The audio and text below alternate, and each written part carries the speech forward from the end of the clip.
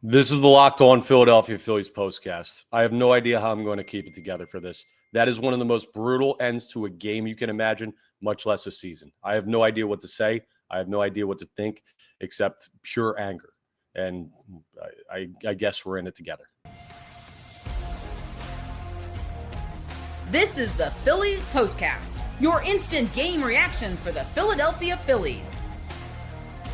Part of the Locked On Podcast Network. Your team every day.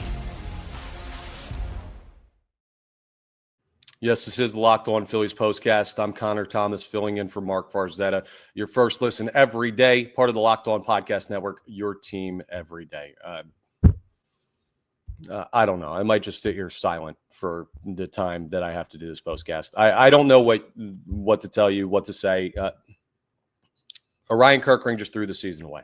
I can't even focus on anything else. I can't focus on the offense. I can't focus on the manager. I don't have time for Bryce Harper, Kyle Schwarber, Trey Turner today. I just don't. The end of that game is so brutal. That's Bill Buckner level of screwing over your team in the biggest spot. It's a comebacker to the mound. You don't have the wherewithal to just pick up the ball to throw it to first. And I understand, right?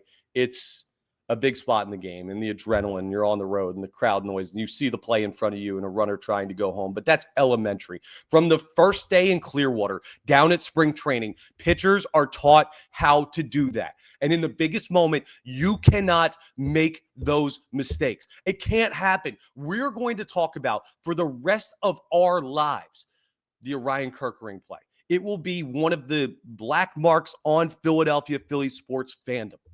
This is going to be something that I don't know how any of us will ever get over. I won't be over it tomorrow. I won't be over it in a week. I won't be over it in a month. I won't be over it in a year. I don't know how I can see that guy be on the baseball team anymore. And there are going to be plenty of changes for the Philadelphia Phillies this offseason. Plenty of roster turnover with the free agents and all the stuff that's going to change. There may be a managerial change. There are a lot of things on the table for the Philadelphia Phillies, and there will be time for that when the dust settles. But the dust is absolutely not settled. The dust is in my eyes, and I'm ticked off as all hell. That's where we're at right now. I'm seeing red, and not the good kind of red, not red October red. No, just I can't believe it ended that way. I really can't. Of all the ways that you thought the Phillies could die in that baseball game, of all of the players that could have come up big or come up small, of everything that could have happened that could have ended your season. You know, when you go down 2-0, you kind of get to a point of near acceptance, right? You're going to root on your team and you're going to hope they find a way to pull off a miracle comeback, but you can't ever prepare yourself for that. And I immediately hated the decision by Rob Thompson to go to a Ryan Kirkring there. Not because I thought he was going to do that. I don't know if anyone could have conceivably believed that that was possible from a major league athlete in that type of spot. But because with runners on base, he's been terrible all year. And you had Jesus Luzardo, who I know, he looked like he was starting to get hit around a little bit. But I'd rather live and die with Jesus Luzardo than a Ryan Kirkring, especially in that spot. And I know you want to go righty-righty. I don't care about the matchup. I care about the guy. I care about the person on the mound. Who is ready for this moment and who's not? And clearly, a Ryan Kirkring was not ready for the moment. So part of this blame has to be put on Rob Thompson for putting him in a spot that his inherited runners percentage would tell you he was not ready for. And I don't know, man. There's so much good that the Philadelphia Phillies pitching staff did tonight. Cristopher Sanchez went out and dominated. Jesus Luzardo was huge in relief. Matt Strahm with a big-time inning out of the bullpen. A lot of people love to hate on Matt Strahm. Matt Strahm's never going to do that. I don't know, man. How many ways can you break down one of the most brutal things you've ever seen in the immediate aftermath? There are other things that we're going to get into as we continue to break stuff down. I mean, Joan Duran, he cannot walk in the tying run. You're not even in extra innings if he doesn't walk in the tying run in the eighth inning. That's just an absolute mess. Or the seventh inning. I apologize. My brain is all scrambled right now from losing my mind after the end of that game. But you've got to come in out of the bullpen and throw strikes. I mean, Ryan Kirkring walks a guy ahead of that to even set up that situation. And it's just coming out of the bullpen and not throwing strikes is the cardinal sin for relievers. And maybe it's just that the Philadelphia Phillies bullpen wasn't good enough. Maybe at the end of the day, that will be the story of this series. I mean, it will have the footnotes of the manager. And of course, maybe a co-headline with the top of the order again going silent tonight. Like Trey Turner, Bryce Harper, Kyle Schwarber, great. You hit in game 3. But at the end of the day, with the chips down on the table in game 4, because it takes 3 games to win a series, those guys came up small again.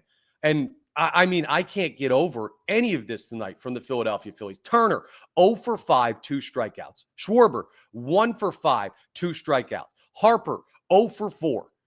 That's unbelievable. You take out game 3, and they had 1 hit per game in the other 3 games in those series. The top 3 guys in your lineup that are making by far the most money on this team.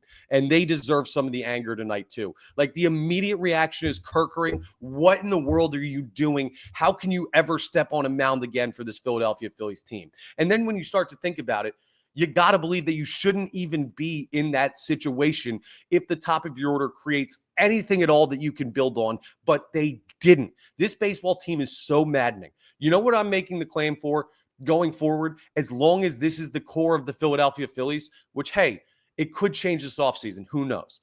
But as long as Trey Turner, Bryce Harper, and Kyle Schwarber are batting at the top of the order for this baseball team, I don't give a damn about regular season wins anymore. I don't care if you win 96. I don't care if you win 116. All that's going to matter is if these guys show up in the postseason. Hit 56 home runs in the regular season. I don't care. Show me it in October. Lead the National League in batting average. I don't care. Show me it in October. Win 2 MVPs in your career. Have a $300 million contract. I do not care. Show me it in October. Man, this team. You think back to 22 and 23, and they seemed like the perfect October baseball team. And I don't know what switched. I don't know if it was the pressure. I don't know if it was the missed opportunity of the Diamondback series in the NLCS in 2023 that just caused this team to completely collapse when it comes to October baseball. But at the end of the day, what they've done is not remotely good enough. And you should be angry at this team. There's no defeatist mentality of I give up. No, there's anger about how this team handled their business in the postseason this year. They did not get the job done. And I don't want to hear anything about, the pressure of Red October at Citizens Bank Park. I don't want to hear about anything as far as, oh my goodness, there's a lot of stress on these guys because there's in series and this core could be over as Mark Farzetta joins us on the postcast. I mean, this is just flat out ridiculous, dude. I can't do it. First off, sorry for just abruptly bumping in. I didn't realize it was just going to come up like that. I'm sorry. You're good. Connor, thank you so much for doing this. Thank you for doing it. You're doing an awesome job on the Daily Phillies show. So I appreciate you stepping in on the postcast, especially on a horrible night like this. Orion Kerkering just finding ways to let inherited runners score. An absolute gut punch of the end of the season, end of that series, obviously. He got the ball he needed to get out of that jam. First off, I think he made a terrible decision to even go home with it. The decision was worse than the throw, which is hard to do. And then to not throw to first in that situation, an absolute gut punch. It was terrible. But, I mean, obviously, I know you're going to cover this extremely well. I just want to say thank you to you. I want to say thank you to everyone that followed POSTCAST throughout the entire season. Make sure you guys like and subscribe, not just for me, but also for Connor, for the daily podcast as well on Locked On Phillies. This is just absolutely enraging, and it's going to take a while for Phillies fans to bounce back from this one, unfortunately. Yeah, it sucks. I just want to show you real quick what my apartment looks like with just if you ever doubt whether we do this just to do this and we don't actually care about the results of the game, I don't know how I'm going to get over this one, Mark. Did you let a rabid dog loose in your apartment? Good Lord, I am the man. rabid dog tonight, man. All right, well, hey, Phillies fans, I hate to do it, but we got to shift to next year. But this one is going to linger for a long, long time. Pretty much the entire offseason. And it's not going to go away until the Phillies show us that they can actually perform in the postseason.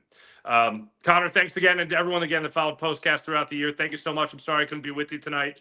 But yeah, I'll be talking to you guys throughout the offseason. Absolutely. Thanks for jumping in, Mark. And we're going to talk a little bit about that offseason coming up as we continue. But let's get to some of our wonderful sponsors here on Locked On Phillies. And Mark, you enjoy the rest of the Birds game. Hopefully that at least goes better. Thanks, buddy. My goodness. All right. So let's talk some ads here.